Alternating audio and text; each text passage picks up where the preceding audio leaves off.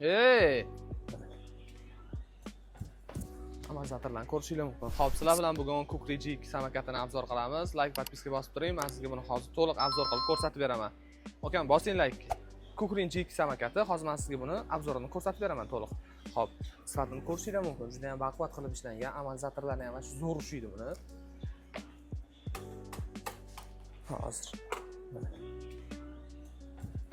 Amortizatorlarni ko'rishingiz mumkin. Sifat va shiddati bu 120-130 kilogacha vес ko'taradi.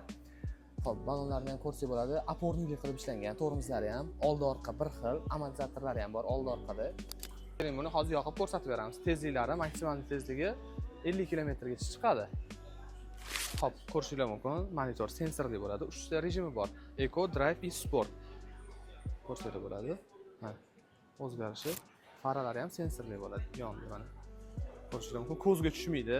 Odamning ko'ziga tushib, bu hammani so'kishiga sababchi bo'lmaysiz, xudo xolasa.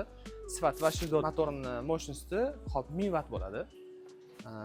Maksimalniy yurishi, misol uchun bosib yursangiz 35-40 km ga yetadi akkumulyatori. Bu samokatimizni o'zimizning YouTube'dagi obunachilarimizga, ya'ni bizga podpiska tashlab kuzatadiganlarga 7 million 800 ming so'm qilib beramiz. Do'konimizga kelsanglar, yana ham xudo xolasa chiroyli qilib kelishtirib beramiz. Sizlarga yana qanaqa samokat qiziq bo'lyapti? Kommentariyaga yozib ketsanglar, biz sizlarga to'liq obzor qilib, testli rejimlarini ham ko'rsatib berishga harakat qilamiz. Sizlarni bolalar dunyosida kutib qolamiz.